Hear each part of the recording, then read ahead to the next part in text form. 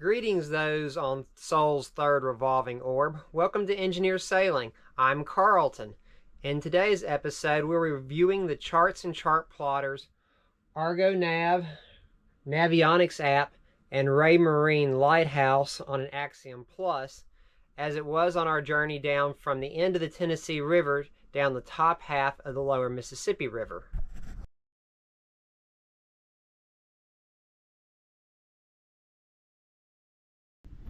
Alright, going from Paducah down the Ohio River to Olmsted, comparing charts. The track line was all over the place on Navionics. There were several power lines. None were on Navionics labeled as a height.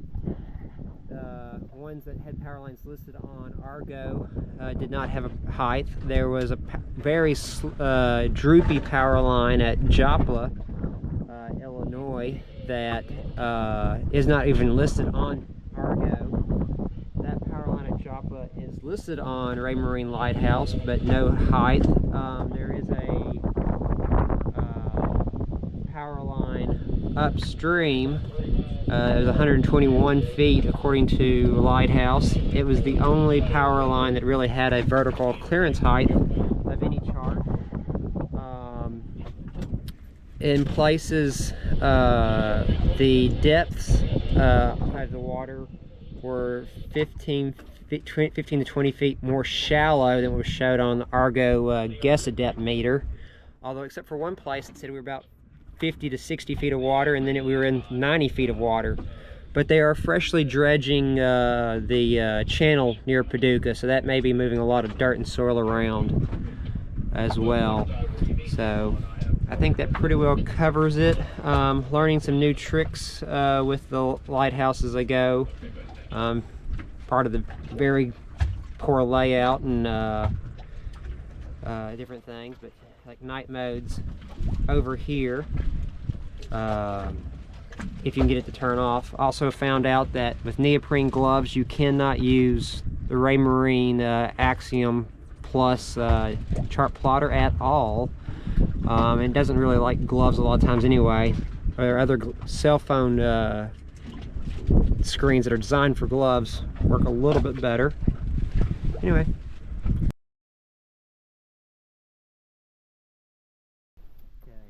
Today covered the end of the Ohio River and the top piece of the lower Mississippi River.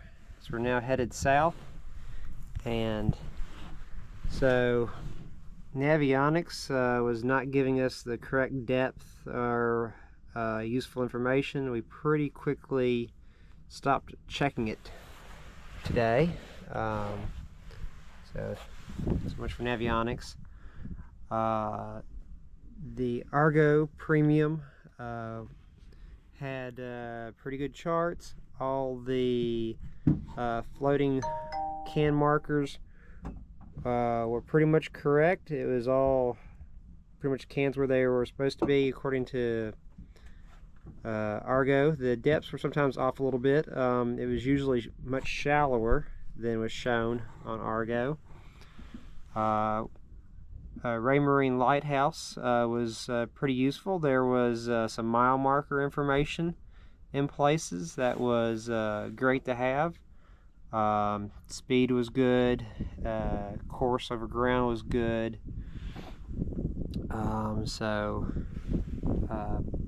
When things that did not work today is we were trying to work offline some. Limited power because of how overcast it's been. And so I tried to download the charts on Starlink. Would not download. Tried the track route. It kept canceling that or jumping around. Which charting tracks, keeping logs does not work really on Raymarine. We had so much distrust in Navionics, we kind of gave up on it. Because it was saying the whole Mississippi River is 9 feet. Definitely isn't. Our anchor is set off to out of the channel at more than 9 feet. So much for Navionics. All right.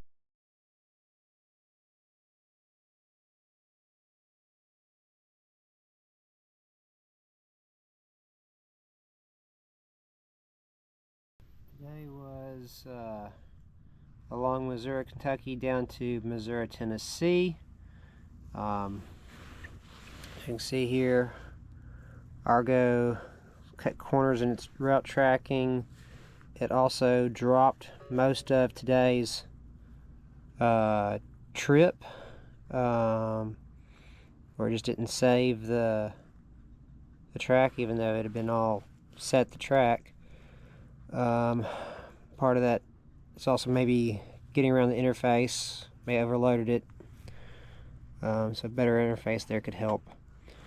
I haven't found out how to pull records out of a Raymarine Lighthouse yet, so these tracks are kind of meaningless.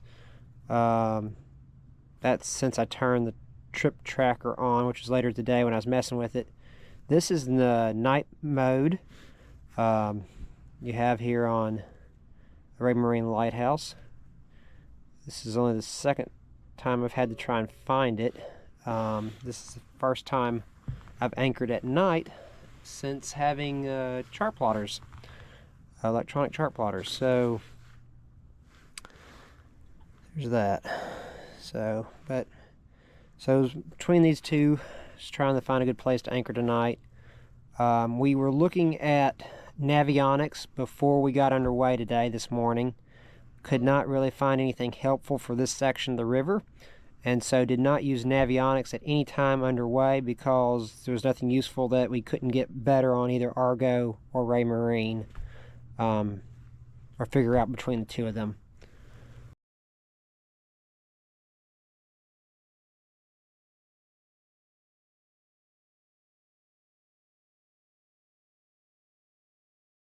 It's a heavily used Raymarine Lighthouse because it was out here, as well as Argo, especially early on in the day, and then getting towards dark, and then all the way through on anchoring. Did not use Navionics at all today, and one thing that's generally nice about Argo is it tells you where there are the day markers, the various red and green cans.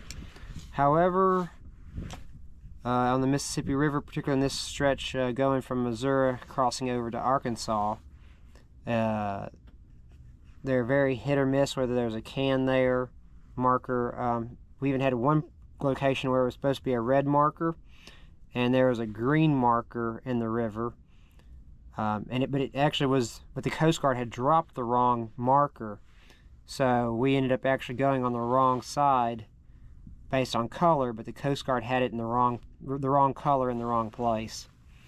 So charts were better than the Coast Guard's markers for Mississippi in this area. Everything else worked pretty good. The tracks saved today on Argo, so that was also good.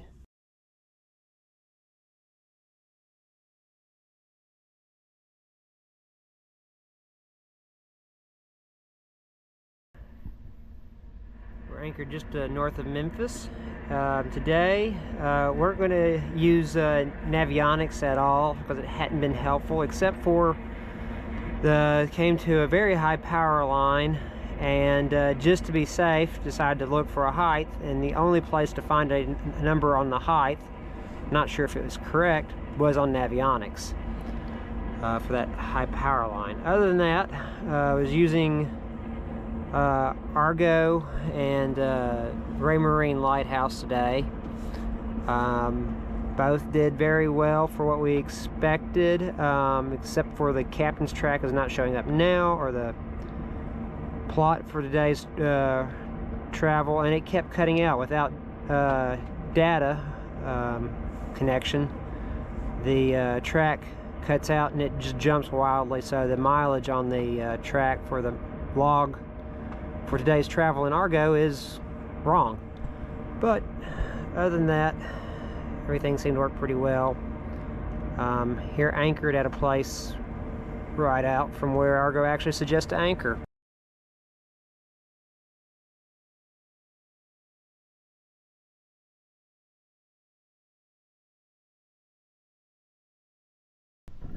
Lower Mississippi River Mile 699. I now have AIS working on the Chartplotter, which makes working with the other vessels and seeing them coming up a lot easier. The apps there were, the charts and depths were okay throughout the day on Raymarine. The Navionics, the only thing it really showed me well was the shoreline and dikes and jetties. But overall, as far as depth guessing and showing routes, markers, mile markers, routing and track, ETA, all that was by far today best done in Argo.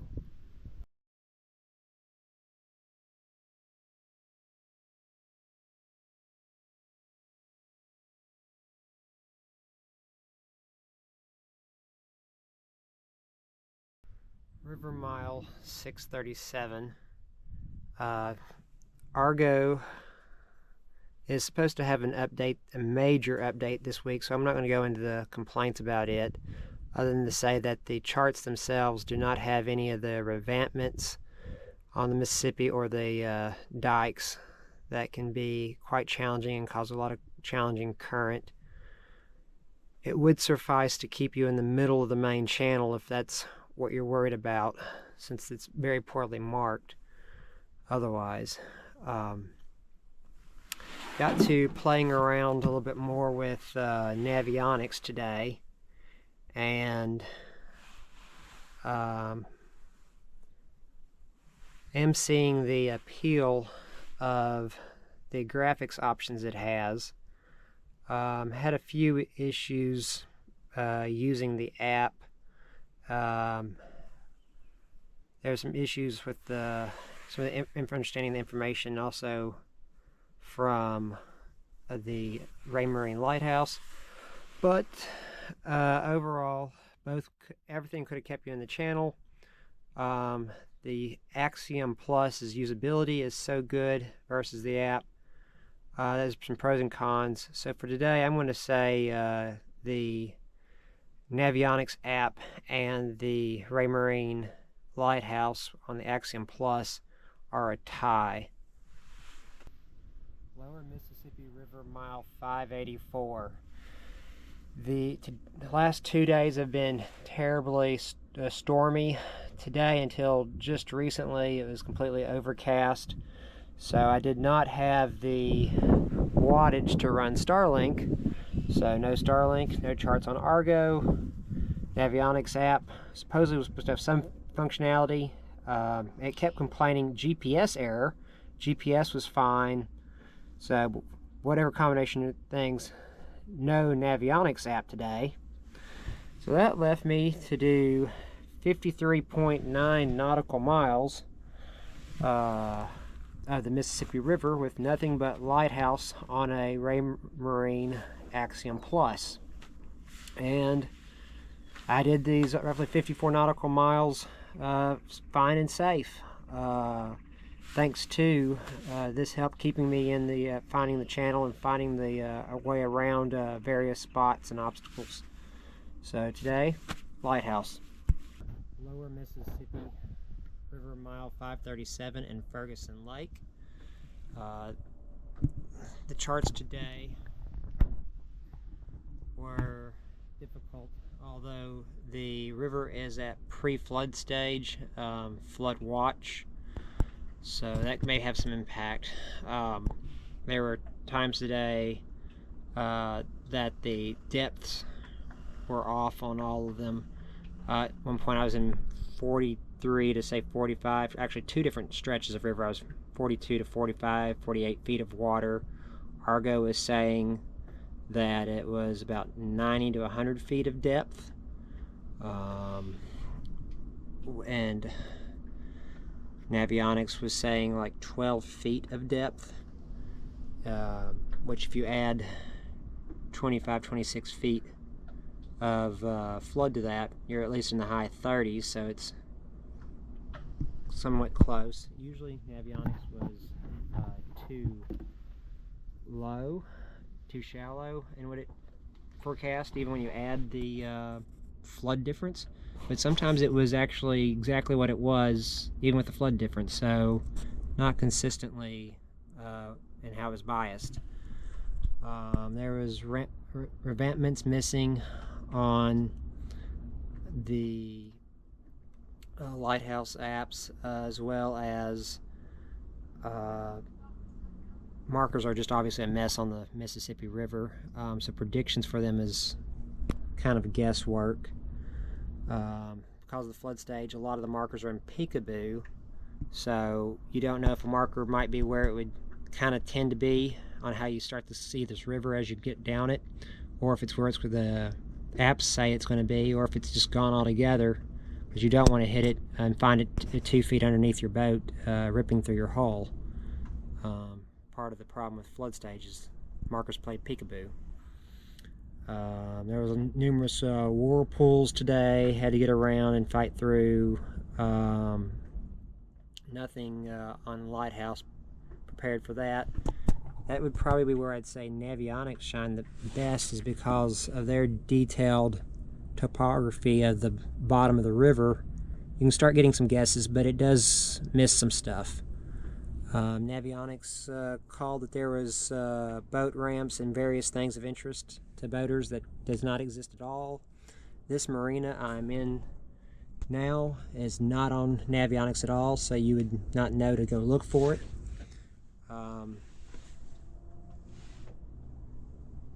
It's listed as Greenville Port Terminal when it's actually Greenville Marina Yacht Club. It is listed correctly on Argo, but in summation for the chart for the day, they all had so many errors that I could not confidently tell another boater, hey, use this to get down the river safely. So I'm going to say there's no winner for today. To conclude the comparison of charts on the last 500 plus miles of my voyage down the end of the Ohio and the lower Mississippi River, we need to talk about versions. This is Lighthouse 4 on the Raymarine.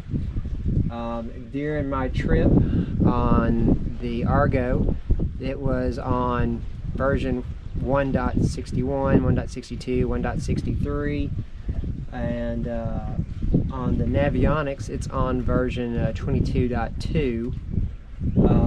Since I did this, got to Greenville, Argo has done an entire code-based review, so they are now in the 2.0, 2.plus versions, and I'm also told they're doing a review optimizing for Android, because they typically do their optimizing for Apple tablets and iPhones.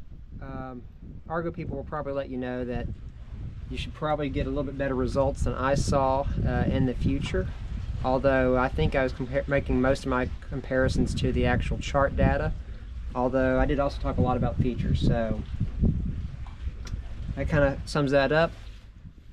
Let's see, to score them, the Lighthouse had a clear winner once, Argo had a clear winner once, the Lighthouse and Navionics tied one time, and the Raymarine Lighthouse and Argo Navigation tied 5 times. So to sum that up, Navionics got 1 point, Argo gets 6 points, and the lead again was Raymarine with 7 points. And I should also point out there was one section of the river where there was so many hazards not listed, I scratched them all because the charts did not have enough data. I hope you like this comparison of the top 500 miles of the lower Mississippi River. Please hit the like button and leave comments down below. Thank you.